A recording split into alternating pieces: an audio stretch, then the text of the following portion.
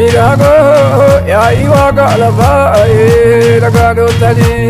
Jirago ya iwaga lafai nagano tani. Jibwa he gaya masuba nagano tani.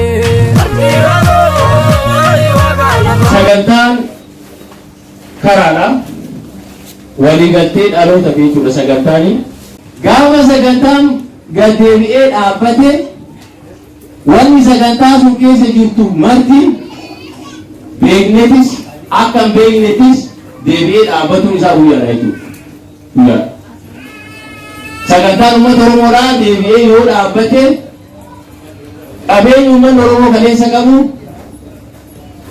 dambiin ittiin bulmaata heerri uummanni Oromoodhaa kaleessa qabu jaalalli uummata Oromoodhaa kaleessa qabu nyaanni uummata Oromoodhaa kaleessa qabu wanti uummanni Oromoo qabu marti kan nuti beeknus kan nuti hin beeknes bakka itti ni deebi'aa jechuudha. Saniifuu sagantaatu waa mara walitti nama qaba waan ta'eef sagantaa keenya keessatti jarjara tokko malee haafaa tokko malee biraa rafuu tokko malee suuta jechuudhaan jireenya dhalootaa kana ijaaruun yaadachuun nu barbaachisa waan ta'eef yaadannoo uummata Oromoo yoo jennu warra dabran yaadannaa jechuudha. Warra kan keenya warra lafa kana nutti dhiisan warra maqaa kana nutti dhiisan warra jiruu fi jireenya keessatti waan ittiin jiraannu fi jiru nuyi uummata Oromoo jedhamu kana lafa kana irratti dhiisasee yaadanna. Xiqqaa guddaatti warra gubbaa kana hin jirre yaadannaa jechuudha. Maaliif yaadannaa? Warra dabran kana maaliif yaadanna? Sirna isaan qabantu kanaaf yaadannaa jechuudha. Dhaloota nuti lafa jalaa qabnutu isaaniif isaan yaadan. Hidda keenyatu isaanii jechuudha. Maal irraa argachuudhaaf yaadanna yoo jenne waan uummanni Oromoodhaa kaleessa qabu san dhugaa uummanni Oromoodhaa kaleessa qabu san sirna bulchiinsa uummanni Oromoo kaleessa qabu san hawaasummaa uummanni Oromoo kaleessa qabu san nitti akka diimuudhaa fi yaadannoo warra abbaa Oromoodhaa taasise. Gaafa oftaan afaan ofii argatu waa muraasa taatutuma. Gaafa of taate maqaa kee ganamaa argatta. Gaafa of taate aadaa kee argatta. Gaafa of taate ayyaantummaa kee argatta. Gaafa of taate biyya kee argatta jechuudha. Gaafa of taate afaan keenya argannaa hoo jennu afaanuma keenyan wal barsiifnaa afaanuma keenyan kadhannullee waaqaa keenya kadhannaa afaan keenya waan hin dhagahu afaan kee tuffatamaadha afaan kee abaaramaa wanti jedhamu ni jira hin jiru kaleessa gaafa mana namaa ture san gaafa sagantaa nagaa dhufee mana keenya kaleessa qabnu san diige akka afaan keenya afaan waaqa waliin hin galle akka waaqa biratti afaan keenya fudhatama hin qabne akka afaan biroo malee afaan keenyan waaqa biratti abaaramaa ta'etti kaleessa nu barsiisaa turanii jechuudha. Kanaafuu gaafa of taanu afaan keenya argannaa tokko jennee jechuudha. Afaan keenya abaaramaadha waan hin dhagahu waaqa biratti jibbama wanti jedhamu hin jiru jechuudha. Kanaaf akka Oromootitti waan lafa kanaa fi haqni warra keenyaa galma kanaa bakki nuti haqa irraa qabnu irraa milkoofnu kan warra keenyaa kan akka ta'ee fi uummanni keenya karaa ayyaantummaatillee warra of ta'ee jiraatu ayyaantummaa keenyatti deebinee of taanee jiraachuu qabnaa isiniin jechaa karaa ayyaantummaa kana immoo waan nu cimsu warra keenya darbe san yaadachuudha. Waggaa 22 baranaa galma hagamtiitti deebi'ee akka gaggeeffamuu jalqabe gadi fageenyaan hubachuu qabnaa. Inni kun maali? Uummanni Oromoo erga sagantaa kanarraa qabee yaadannoo warra isaa godhuu dhiisee bakka itti deebinee warra keenyatti deebinee sagantaa warra keenyaa gaggeeffachuu qabnee irraa murtaa'uu jalqabne waan ta'eef booni keenya waggaa 22 baranaa akka jalqabe sirriitti beekuu nu barbaachisanii. Dhaloota agartee barsiisuudhaaf illee barnoota gadi fageenyaan warra hubachuu danda'u hojjechuudhaaf illee warra humna qabu fiiguudhaaf illee warra anniisaa qabu dhaloota kanaan deebi'ee kabajamaa jira. Warra jechaa fi gochi tokko ta'e ta'uu qaba jechuudha. Dhaloonni keenya ayyaantummaa alagaa jalaa ba'ee wal qoodinsa, wal jibbiinsa, kufaatii, gidiraa jalaa ba'ee ayyaantummaa isaatiinis of ta'ee yaadannoo warra isaa godhee qananiidhaan wal ta'iinsan akka jiraatu karaa diinagdeetinis karaa hawaasummaatinis jireenya fayyaa Oromoo sanitti akka deebi'u akka shaakalu kabaa kibbatti baadiyyaatti eenyummaa keenyatti maqaa keenyatti sagantaa keenyatti deebinee akka waan deemuuf qixa saniin akka hojjennu siniin jechaa baga warra keechan yaadattanii baga dhaloota keechan lamee warra keechanii kabajanii waa warra keenyatiin akka warra keenyatti jaalalaan wal ta'iinsan walitti dhufeenyaan dhaloota keenya dabre san baga yaadattanii siniin jira jechuudha. Abbaa biyyaa, abbaa haqa keessanii, abbaa amantii keessanii, abbaa gadaa keessanii isin haa taasisu. Warri halkanii guyyaa hojjetatee dantaa Oromoo malee faayidaa dhuunfaaf fedhii yeroo waan adda addaatiif nama sekendi takka libsanne haa taanu isin haa taasisu. Warra Oromoo tokko Oromiyaan takkuma abbaa lama qabnu afaan lama qabnu jireenya lama qabnu jireenyi keenya akka warra abbaa Oromoo san jedhee warra amanuu fi warra hojjetu nu haa taasisu. Warri keenya yaadanu kunillee nu haa milkeessanii milkaa'an isin jedha jechuudha. Warra uqqaa jennu namni haadha fabbara dhalata abbaa Oromootii fi haadha Oromoo jechuudha. Achi booda eegasii as waan isaan horan hunduma jechuudha. Akka harawaatitti waan lamaa kaafne akka hin ta'in abbaan galmoo nu ibsanii jiran. Addunyaa tana gubbaarra humni nama daddaaqsu humni biyya akka biyyaatti argachuudha wajjin carraayi humna sadii yoo waan jiru fakkaatu. Tokko jenne humna waraanaati. Deebisee humni biraa humna diinagdeeti. Namni maallaqa qabu seera baasaa biyyarratti. Yookaan seerri biyya tokko ba'u dantaa abbaa qabeenyaa jiddugala godhateeti. Sadeenii humna beekumsaati. Beekumsa jechuun ofirraa ka'u waan dandeessu waan hin dandeenye adda baasu ofii kee beeku eenyu akka taatu eenyurraa akka dhalatu hammam akka geessu beekurraa ka'aa jiru beekumsa of beekusan amma humna kamtu dursuu qabaa humna kamtu bakka deemanitti bakka taa'anitti egeree dhaloota ofiitiif illee wabii namaa ta'a jennee olaallee ni hubattanyee sana abdadhaa humna beekumsaati. Humni beekumsaa kun of beekurraa ka'a. Namni haadha fi abbaa irraa dhalate waan ittiin dhalate jaalala haadha fi abbaa jidduu uumamaa ta'uu qaba inni. Irraa bu'a dubbii yookaan mata mura dubbii gabrummaa wanni jedhamu gabrummaa akkaataa ati waaqa si uume itti ilaaltu irraa ka'a. Karaa duudhaa keetii karaa haadha abbaa kee yookaan bakka daree tabee irraa dhufte dhalootummaan irraa dhufte irraa si maksee kuni qabbooniti kuni kana murate karaa kana garagali kan waliigalaa kana si jedhee gosa warra tokko ol fuudhee ergama warra tokko godhee namni mataatti si naqatee jennaan si dhumatte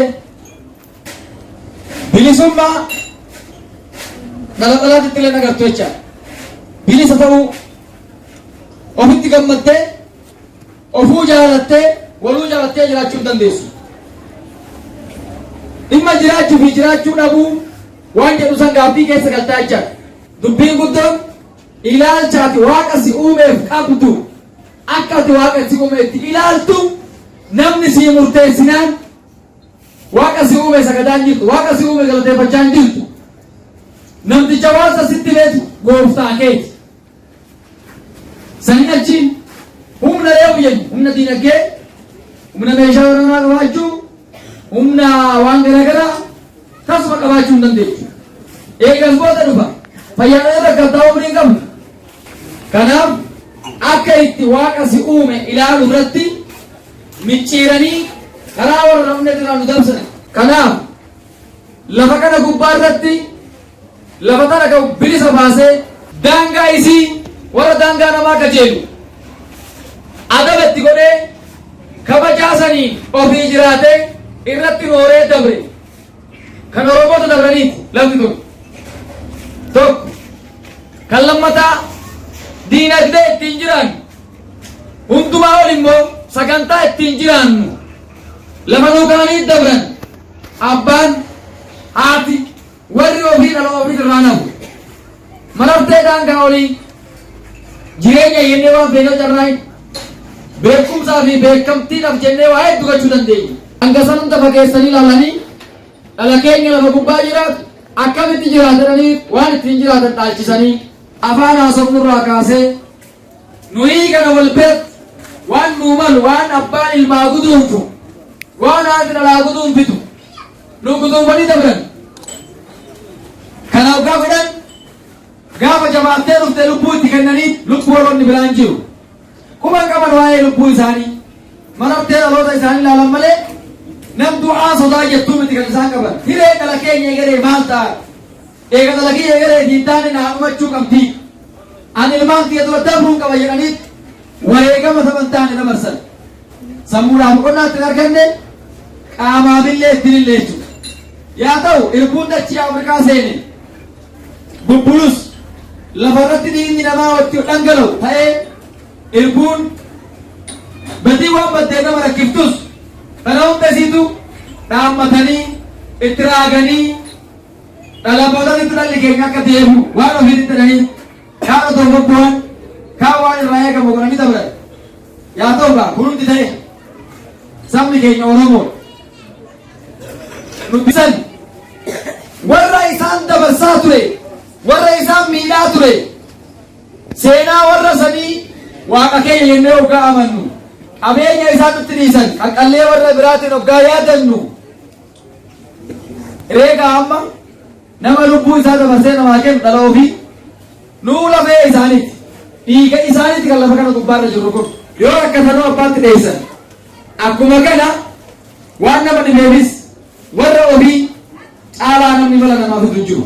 Kan erga jenne yaadannoo warra keenyaa goonee waan nu jalaa dhokate akka ifanuu ta'u waan dabe bakkatti akka nuu deebi'u dhaloonni kun akka irbuu eeggatu akka mamii waan isaan irratti abbaa ta'u sakandii takkaaf illee qabaachuu qabu.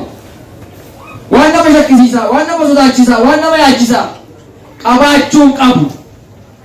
Wallaala itti ta'e yoo ta'e beekumsa akka ta'e yoo bare yoo laale hin galtiif jecha tokko yoo walitti dubbata yoo dubbata walii gala argataa jechaadha waan hin beekne illee hoggaa ta'e.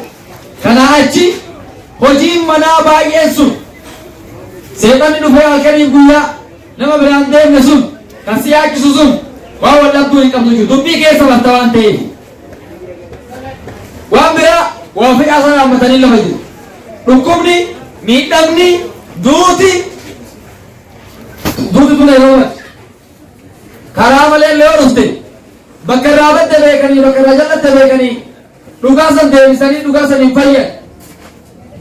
Kanaaf yaaddoo hiraara hin jiraatu jecha warra keenya kan dabre yaadachuu waan nu barbaachisu tokkoffaa humna argachuu humna waaraa humna namni sii kennee sirraan fudhanne hiree nuti qabne oolaan jajjabeenya kana barsiisu hunduu akkanatti akka wal baru akka waan isaa baru gochuu qabna. Kan abbaan darba mo'amanii irraa fayyadamaa ta'uu qabna ittiin jiraachuu qabna sagantaa keenya waan keenya jecha bakka deemnee galutti bakka teenyee gaalutti bakka bobbaanee hojjennutti humni ayyaantummaa warra keenya jajjabee akka wabaan araabaa toorii jedhan sanitti numatti dhaabbatee nu bira jira. Ayyaantummaa waan akka bishaan irra waan hin taane ajeeloma ta'ee sagantaa ta'ee jireenya ta'ee amantaa ta'ee dhaabbatee mataa warra keenyaa mataa obboleeyyan keenyaa mataa abboota keenyaa gaafa qabatu namatti dhagahama baay'ee gara naan miidha gara naan bu'aanoo garam jiraata bu'aan gadi ni jiru warra keenya kan dabre bara yaadanne waan isaan godhan san hoggaa gooree yaadannu akka isaanii san ta'uu dhabe jechuudha.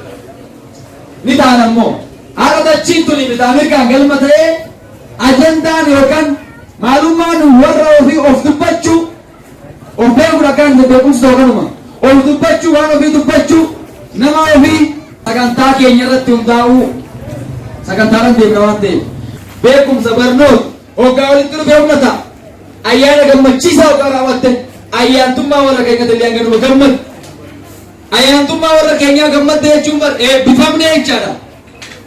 Nu sanyii eebbifame kana hin jiru nam inni namoon jiru gareen bar sanyii eebbifame jennaan abbicha ofumaan jedhe ogaa dura walirraa fuudhaniiti gareen biraatillee sanyii nama nu bareeffamtuudha ati yoo ogaa jetteeni eessaa of fuudhan bilan turre aboo nullee sanyii eebbifama akkasittan beekan ilmi haadha ergamu ilmi abbaa ergamu ilmi nama fakkaataa haadha abbaa kabajee tajaajilu akkasumatti immoo warra dabre ayyaantummaa isaa gubbaa jiraate dhaloota eebbate jechuudha eebbifamaadha.